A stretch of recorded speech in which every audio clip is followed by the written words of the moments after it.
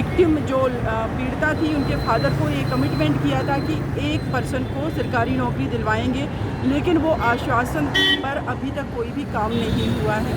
उसके अलावा ये मैटर ट्रांसफ़र किया जाए, लेकिन इस कोर्ट को ये पावर नहीं है ट्रांसफ़र करने का। वो सुप्रीम कोर्ट को हम अप्रोच करेंगे आफ्टर कंप्लीट इन्वेस्टिगेशन जो है CBI का। जी, ये हमारी डिमांड है। उसके अलावा एक और इम्पॉर्टेंट डिमांड है, वो है हमें चाहिए विमेंस सिक्योरिटी गारंटी अधिनियम, जिसमें पूरे देश की हर तरीके का जो क्राइम होता है, चाहे वो डोमेस्टिक वायलेंस हो, डॉवरी डेथ हो, या रेप मैटर हो, या हैरेसमेंट के जितने भी केसेस हैं, पोक्सो एक्ट है, वो सब इस एक्ट के अंतर्गत कवर हो जाए।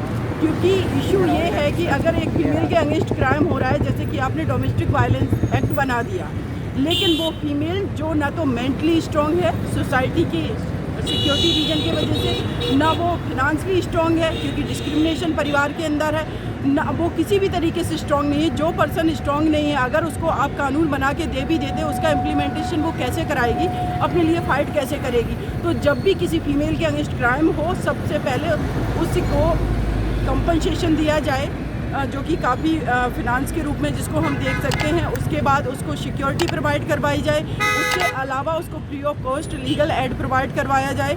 अभी बहुत सारी फीमेल को यही नहीं पता है कि उनको सरकारी वकील भी मिल सकता है, तो ये हर तरीके का उसमें कवरिंग हो। दूसरा, आप देखेंगे कि फॉरेंसिक लैब हमारे पास बहुत कम है। जब भी रेप मैटर्स होते हैं, एक फॉरेंसिक रिपोर्ट आने में 6 महीने लगते हैं, तो फिर कैसे fast track court case final होगा, कैसे टाइम बाउंड डिसीजन आ पाएंगे।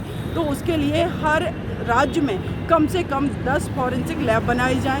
ये सारी चीज़ों पर बात होगी, और जो भी वीमेन के अगेंस्ट क्राइम हो रहे हैं उसमें कम से कम 6 महीने के अंदर कन्विक्शन हो, वो भी अपील तक डिसाइड हो, ना कि सिर्फ डिस्ट्रिक्ट कोर्ट में, और टाइम बाउंड हो। ये सारी हमारे उसमें डिमांड रहेंगी, जो भी महिला सुरक्षा गारंटी अधिनियम है। वो 2:15 बजे के टाइम होगा, और इसमें उत्तर प्रदेश के जो ऑफिसर्स हैं जिनको जो भी सस्पेंड हो चुके हैं, SP हाथरस, उनको बुलाया गया है, DM है, ADJ है, उसके अलावा अदर ऑफिसर्स हैं, और विक्टिम साइड से मैं प्रेजेंट कर रही हूँ। क्या कोई स्टेटस रिपोर्ट आज पेश की जाएगी, ऐसा कुछ बताया जा रहा है सरकार की तरफ से? सरकार की तरफ से कोई स्टेटस रिपोर्ट पेश की जाएगी आज तक की कार्रवाई को लेकर? बिल्कुल, क्योंकि जिस तरीके से कोर्ट ने लास्ट टाइम सरकार से बहुत सारे सवाल किए थे, जिसका उन्होंने आंसर दिया, बट ओरली, क्योंकि उनके पास रिटन में कुछ नहीं था। तो कोर्ट का कहना है कि अगर आपने उस पीड़िता को रात में डेड बॉडी को जलाया तो उसकी वजह क्या थी। इनका कहना था लॉ एंड ऑर्डर फेल हो सकता था। तो कोर्ट ने कहा कैसे, उनका कहना था कि वहाँ पर गैदरिंग बहुत ज़्यादा थी। तो कोर्ट ने रिपोर्ट मांगी है कि आप मुझे पहले प्रूफ दीजिए कि कितनी गैदरिंग थी, क्या वहाँ लॉ एंड ऑर्डर इतने कम पीपल डिस्टर्ब कर सकते थे, जैसे कि फैमिली का कहना है, या हम सब ने देखा और मीडिया ने भी दिखाया।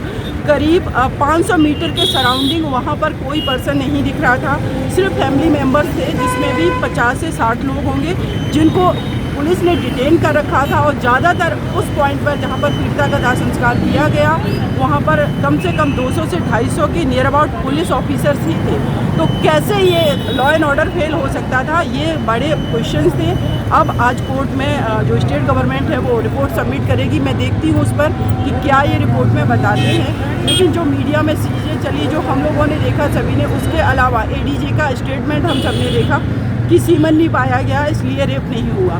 तो ये एक ऑफिसर जिसका काम है सिक्योरिटी प्रोवाइड करना लोगों को, वहाँ पर जो भी पीसफुल माहौल है वो डिस्टर्ब ना हो, लेकिन उनके स्टेटमेंट के बाद आपने देखा वहाँ पंचायतें शुरू हो गई कि रेप नहीं किया गया, मेरे बच्चों को फॉल्सली फंसाया जा रहा, जबकि रेप की डेफिनेशन ही अलग है। उस पीड़िता के साथ रेप हुआ है, उनकी जो फॉरेंसिक रिपोर्ट है उसमें पुष्टि हुई है उसकी, फिर ये किस तरीके के स्टेटमेंट दे रहे। तो ऐसे ऑफिसर्स के DM का स्टेटमेंट देखिए आप, उन्होंने कहा कि अगर पीड़िता कोरोना से मर जाती तो आप सोचिए, वो जब ये स्टेटमेंट दे रहे हैं तो उनके अजम्पशंस क्या क्या होंगे कि ये तो ऐसे परिवार हैं, ऐसे आम नागरिक हैं, इनके कोई वैल्यूज नहीं है, इनके कोई राइट नहीं है, हम कुछ भी बोल के निकल जाएंगे। तो ये कोर्ट मुझे लगता है कि डायरेक्ट अपने जजमेंट जो भी आएगा बहुत अच्छा आएगा। आज सुनवाई होनी है कि एक मैसेज देश को जाएगा कि इस देश के हर नागरिक का इक्वल अधिकार है, उसके राइट का, आर्टिकल 21 का, आर्टिकल 19 का, उसको जीवन जीने का अधिकार है, गर्मामय माहौल में जीवन जीने का अधिकार